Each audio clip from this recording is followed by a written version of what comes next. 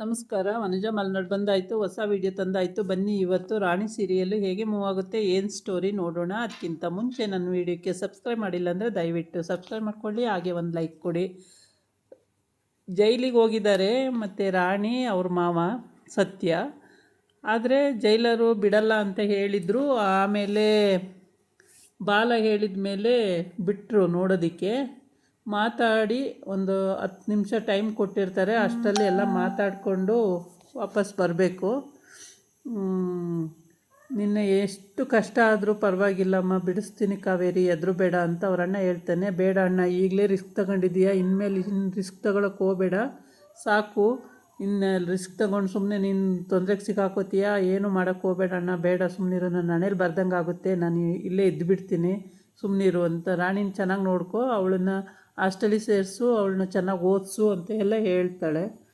ಆಯಿತು, ಅದೆಲ್ಲ ಮಾಡ್ತೀನಿ, ನೀನೇನು ವರಿ ಮಾಡ್ಕೋಬೇಡ, ನೀನು ಸುಮ್ಮನೆ ಇದ್ಬಿಡು, ಟೆನ್ಷನ್ ಮಾಡ್ಕೋಬೇಡ ಕಾವೇರಿ ಅಂತ ಹೇಳ್ತಾನೆ.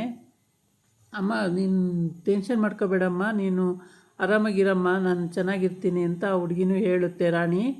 ಆಮೇಲೆ ಸರಿ ಅಂತೇಳಿ ಅಷ್ಟೊತ್ತಿಗೆ ಪೊಲೀಸರು ಬಂದು ಜೈಲಿಂದ, ಮೇಡಮ್ ಟೈಮ್ ಆಯಿತು ಬನ್ನಿ ಅಂಥೇಳಿ ಅವಳನ್ನು ಕಳಿಸ್ತಾರೆ. ರಾಣಿ ಬರಬೇಕಾದ್ರೆ ತುಂಬ ಅಳ್ತಾಳೆ. ಅಮ್ಮ ಹೇಗಮ್ಮ ನಿನ್ನನ್ನು ಬಿಟ್ಟು ಹೋಗೋದು ಅಂತೇಳಿ. ಏನೂ ಮಾಡೋಕ್ಕಾಗಲ್ಲ ರಾಣಿ, ನಡಿ ನೀನು, ನಾನು ಏನಾದರೂ ಆಗಲಿ ಬಿಡ್ತೀನಿ ಇಲ್ಲೇ, ನೀನು ಆ ಮಾಮ ಹೆಂಗೆ ಹೇಳುತ್ತೆ ಹಂಗೆ ಕೇಳ್ಕೊಂಡಿರೋ ಮಗಳು, ಹೋಗು ಅಂತ ಕಳಿಸ್ತಾಳೆ. ಸರಿ ಅಂತ ಅಲ್ಲಿ ಮುಗಿಸ್ಕೊಂಡು ಬರ್ತಾರೆ. ಇವಳು ಪಾಪ ಹತ್ಕೊಂಡು ಹೋಗ್ತಾಳೆ ಕಾವೇರಿ. ಎಷ್ಟಾದರೂ ಮಗಳಲ್ವ, ದುಃಖ, ಅಣ್ಣ ಸಾಲದಕ್ಕೆ, ಒಂದು ಕಡೆ ಅಣ್ಣ ಒಂದು ಕಡೆ ಮಗಳು, ಇವ್ರ ದುಃಖ ತಡೆ ನೋಡೋಕ್ಕಾಗಲ್ಲ. ಅವ್ರ ಹತ್ಲಾಗ ಹೋದ ತಕ್ಷಣ ಸಾರಿಕನೂ ಬಾಲನೂ ಎಂಟ್ರಿ ಆಯ್ತಾರೆ. ಆದರೆ ಬಾಲನ ನೋಡೋಕೆ ಇಷ್ಟ ಆಗಲ್ಲ, ಏಕೆಂದರೆ ಇಲ್ಲೂ ಮೋಸ ಮಾಡಿಬಿಟ್ನಲ್ಲ ಅಂತ ಅವಳಿಗೆ ಕೋಪ ಇದೆ. ಹಂಗಾಗಿ ಅವನ ಮುಖ ನೋಡೋಕೆ ನನಗೆ ಇಷ್ಟ ಇಲ್ಲ ಅಂತೇಳ್ಬಿಟ್ಟು ವಾಪಸ್ ಹೋಗೋಕ್ಕೆ ಹೋಗ್ತಾಳೆ. ಆವಾಗ ಬಾಲ ಕಾವೇರಿ ಅಂತಲೇ, ನಿನ್ನ ಮುಖ ನೋಡೋಕೆ ನನಗೆ ಇಷ್ಟ ಇಲ್ಲ, ನೀನು ಗೆಟ್ ಔಟ್, ಇವಾಗ ಬರಬೇಡ ಇಲ್ಲಿ ಅಂತ ಎಲ್ಲ ಬೈತಾಳೆ. ಆಮೇಲೆ ಸರಿ ಅಂತೇಳ್ಬಿಟ್ಟು ಸಾರಿಕಾ ಅದನ್ನೇ ಅಡ್ವಾಂಟೇಜಾಗಿ ತಗೊಂಡು ಅವಳು ಹೇಳ್ತಾಳೆ, ಹೋಗು ಬಾಲ, ನೀನು ಆಚೆ ಇರು, ನಾನು ಅವಳ ಹತ್ರ ಕಾವೇರಿ ಹತ್ರ ಮಾತಾಡ್ಕೊಂಡು ಬರ್ತೀನಿ, ನಿನ್ನ ಮೇಲೆ ಕೋಪ ಇದೆ ಅದಕ್ಕೆ ಅವಳು ಹಂಗೆ ಆಡ್ತಿದ್ದಾಳೆ, ನಾನು ಸಮಾಧಾನ ಮಾಡ್ತೀನಿ, ಹೋಗು ಅಂತ ಕಳಿಸ್ತಾಳೆ. ಸರಿ ಅಂತೇಳ್ಬಿಟ್ಟು ಅವನು ಹೋಗ್ತಾನೆ. ಇವಳು ನಂಬೋದು ಜಾಸ್ತಿ, ಸಾರಿಕನ ನಂಬ್ತಾನೆ ಬಾಲ, ಅದೇ ಅವಳು ಪ್ರಾಬ್ಲಮ್ ಆಗಿರೋದು. ಆಮೇಲೆ ಅಲ್ಲಿ ಕಾವೇರಿ ಹತ್ರ ಹೋಗ್ಬಿಟ್ಟವಳು, ಬಾಲ ಎಂಥ ಕೆಲಸ ಮಾಡ್ದ ನೋಡು, ಮೋಸ್ಕರ, ಅವನ್ನ ನಂಬಿ ಈ ಥರ ನೀನು ಮೋಸ ಹೋಗ್ಬಿಟ್ಟಲ್ಲ, ಅವನ್ನ ನಂಬಾರ್ದಾಗಿತ್ತು ನೀನು ಅಂತ ಹೇಳ್ತಾಳೆ. ಹೌದು, ನಾನು ನಂಬಿದ್ದೆ ತಪ್ಪಾಯಿತು ಅಂತ ಅವಳು ಹೇಳ್ತಾಳೆ. ಆಮೇಲೆ ಈ ಕಡೆ ಸರಳ ಮನೆಯಲ್ಲಿ ಕ್ಲಾಸ್ ತಗೊಂಡವಳೆ. ಮಗಳು ಬೇರೆ ಪರ್ಸಂಟೇಜ್ ಕಡಿಮೆ ತಗೊಂಡಿದ್ದಾಳೆ, ಓದಿಲ್ಲ, ಟೆಸ್ಟ್ ಬರೆದಿಲ್ಲ, ಎಲ್ಲದರಲ್ಲೂ ಫೇಲ್ ಆಗವಳೆ. ನಾನೇನು ಮಾಡಿ ಸಾಯಲಿ, ನನ್ನ ಸುಮ್ಮನೆ ಅನ್ಯಾಯವಾಗಿ ಮಕ್ಕಳೆಲ್ಲ ಹಾಳಾಗಿ ಹೋಗ್ತಿದ್ದಾವೆ, ಯಾವಾಗ ನೋಡಿದ್ರು ಗಲಾಟೆ, ಪೊಲೀಸು, ಕೇಸು ಅಂತ ಮನೆ ಮುಂದೆ ಈ ಥರ ಇದ್ದರೆ ಯಾರು ತಾನೇ ಓದೋಕ್ಕಾಗುತ್ತೆ, ಏನು ಬರೆಯೋಕ್ಕಾಗುತ್ತೆ ಅಂತೆಲ್ಲ ಕೂಗಾಡ್ತಾಳೆ, ಕಿರ್ಚಾಡ್ತಾಳೆ. ನಿಮ್ಮ ಅಪ್ಪನೇ ಬರಲಿ ತಾಳು, ಅವರೇ ಸೈನ್ ಹಾಕಲಿ, ನಾನು ಹಾಕಲ್ಲ ಸೈನು ಅಂತೇಳಿ. ಆಮೇಲೆ ಅಜ್ಜಿ, ನೋಡಮ್ಮ ಹಿಂಗೆ ಮಾಡಿದಾಳಲ್ಲಮ್ಮ, ನೋಡಮ್ಮ ನಿನ್ನ ಮೊಮ್ಮಗಳು ಓದಲಿಲ್ಲ, ಬರೀಲಿಲ್ಲ, ಏನಿಲ್ಲ, ಇಷ್ಟೆಲ್ಲ ಕಷ್ಟಪಟ್ಟು ಓದಿಸ್ತಿದ್ರು, ಇವಳಿಗೆ ಏನಮ್ಮ ಓದೋಕ್ಕೆ ರೋಗ, ಹಂಗೆ ಹಿಂಗೆ ಅಂತೆಲ್ಲ ಬೈತಾಳೆ. ಸುಮ್ಮನೆ ಇರು, ದಿನಾನು ಪೊಲೀಸು, ಕೇಸು, ಅದು ಇದು ಅಂತ ಬಂದರೆ ಯಾರು ತಾನೇ ಓದೋಕ್ಕಾಗುತ್ತೆ ಸರಳ, ಯಾರ ಕೈಲೂ ಆಗಲ್ಲ ಓದೋಕ್ಕೆ ಅಂತ ಅವರಮ್ಮ ಅಲ್ಲಿ ಫಿಟ್ಟಿಂಗ್ ಇಡ್ತಾಳೆ. ಫಿಟ್ಟಿಂಗನ್ನು ಇವಳು ನಂಬ್ಕೋತಾಳೆ. ಇವಳು ಸರಳ ಫುಲ್ ಅಮ್ಮ ಏನು ಹೇಳ್ಕೊಡ್ತಾಳೋ ಅದನ್ನೆಲ್ಲ ಕೇಳ್ತಾಳೆ, ನಂಬ್ತಾಳೆ. ಹಂಗಾಗ್ಬಿಟ್ಟು ಪಾಪ ಸತ್ತಿಂಗೆ ಅಡಿಕೆ ಇಟ್ಟಂಗೆ ಆಗಿರುತ್ತೆ ಯಾವಾಗಲೂ.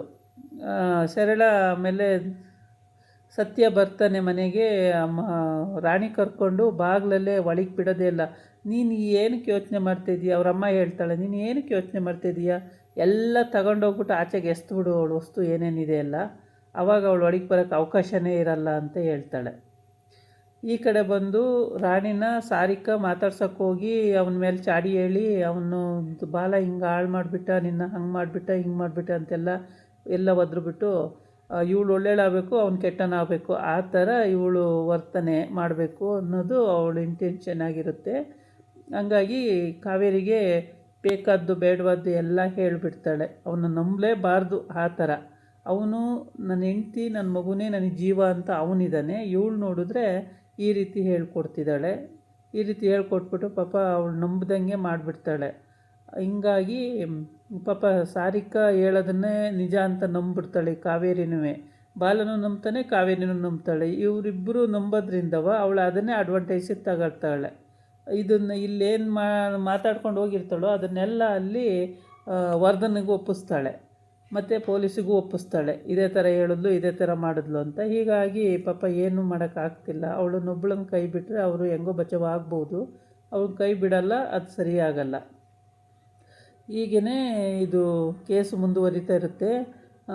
ಏನು ಹೇಳಿದ್ರು ಈ ಪ್ರತಿಯೊಂದು ವಿಷಯನೂ ಇವಳು ಕಾವೇರಿನೂ ಅವಳ ಹತ್ರ ಹೇಳ್ತಾಳೆ, ಬಾಲನು ಅವಳ ಹತ್ರ ಹೇಳ್ತಲೇ ಇರ್ತಾನೆ. ಈ ಕಡೆ ಬಂದು ಸರಳ ದೊಡ್ಡ ಗಲಾಟೆನೇ ಮಾಡ್ತಾಳೆ. ಬಾಲ ಸತ್ಯ ಕರ್ಕೊಂಡು ಹೋಗೋವನೇ ಮನೆ ಹತ್ರವ, ಆದರೆ ಮನೆ ಒಳಗೆ ಸೇರಿಸಲ್ಲ ಅಂತ ಹಠ ಮಾಡ್ತಿದ್ದಾಳೆ. ಅವ್ರ ಅಪ್ಪನ ಹತ್ರ ಕಳಿಸ್ಕೊಡು, ಇಲ್ಲಿ ಯಾಕೆ ಕರ್ಕೊಬಂದ್ರಿ ಅಂತ. ಅದಕ್ಕೆ ಅವರ ನಮ್ಮ ಅಲ್ಲಿ ಹೋಗಲ್ಲ ನಾನು ಅಂತ ಹುಡುಗಿ ಹಠ ಮಾಡುತ್ತೆ. ಹೋಗಲ್ಲ ಅಂದರೆ ನಾವೇನು ಮಾಡೋಕ್ಕಾಗುತ್ತೆ, ನಿಮ್ಮ ಅಪ್ಪನ ಮನೆಗೆ ನೀನು ಹೋಗು, ಇಲ್ಲಿ ಯಾಕೆ ಬರ್ತೀಯ, ನನ್ನ ಮಕ್ಕಳು ಓದ್ತಿಲ್ಲ ಬರೀತಿಲ್ಲ ಅಂತ ರಂಪಾಟ ಮಾಡ್ತಿದ್ದಾಳೆ. ಅದೆಷ್ಟೇ ರಂಪಾಟ ಮಾಡಿದ್ರೂ ಸತ್ಯ ಬಿಟ್ಕೊಡಲ್ಲ ಸೊಸೆನ. ಅವನು ಯಾವ ಕಾರಣಕ್ಕೂ ಬಿಟ್ಕೊಡಲ್ಲ. ಅವಳನ್ನ ನೋಡ್ಕೋತೀನಿ ಅಂತ ಹಠ ಮಾಡ್ತಾನೆ. ಪಾಪ ಸತ್ತಿನ ಮಗನೂ ಒಳ್ಳೆಯವನು, ಇರಲಿ ಬಿಡಮ್ಮ ಅಂತಾನೆ. ಆ ಹುಡುಗಿ ಮಾತ್ರ ಓದಿಲ್ಲ ಅನ್ನೋ ಒಂದು ಕಾರಣ ಇಟ್ಕೊಂಡು ಈ ಥರ ಮಾಡ್ತಾರೆ. ಇದಾಗಿತ್ತು ಇವತ್ತಿನ ವೀಡಿಯೋ. ನಾಳೆ ಇನ್ನೊಂದು ವೀಡಿಯೋ ಜೊತೆ ಬರ್ತೀನಿ. ನಮಸ್ಕಾರ.